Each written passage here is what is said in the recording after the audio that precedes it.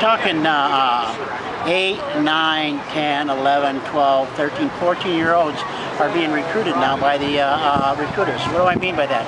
That's how young these guys, that's how young these kids were when the ones that be recruiting today were.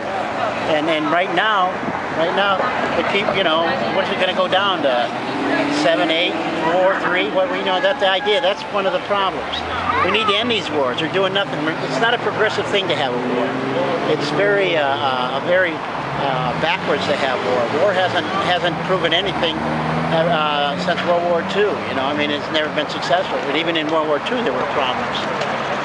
The idea is to figure out how to have peace. And if we don't start working on that, you know, get a full-blown effort on that, and then what's going to happen is we're just going to keep going. We're going to, you know, it'll go down 6, 5, 4, 3, 2, 1 years old. You know, there are kids probably, if these wars goes on, there's probably kids not even born today, you know, and that'll be ending up in war. And that's the whole idea is for Veterans for Peace, is to get people to understand that this has to stop. We cannot bring these kids up in a society of violence. It's just not right. That's what hurts our communities, our schools. We have 2 teachers here today. They were with the LA school systems. Their schools are losing over 5,000 teachers. They don't have librarians. They're losing psychologists in the school. You know, can you imagine going to a school and, you know, no librarians? You know, they can't even. It's impossible for them to check out books. You know, the kids can't take these books home and read. And what do we want them to do? We want them to learn how to read. But our problem is that, you know, there's no librarians, so they can keep a track of the books that need to be checked out. You know, it's absolutely to a point right now that, you know, that the money that's being spent is absolutely ridiculous. And those dollars, you know, those dollars can go to a better use, much better use, for education, health care, infrastructure of the cities. There's so many things that money can be used for.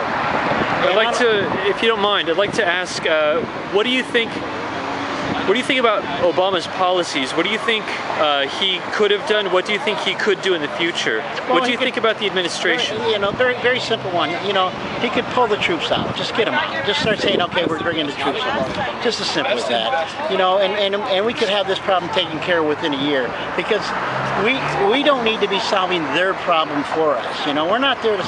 But what are we trying to do? We got into this situation because of one president says something, and that we need to, you know, make this country fearful about something, you know, and about war. And the whole thing is that, you know, the whole thing is all that fear was worth, you know, the money wasn't worth it. You know, it's just not worth it.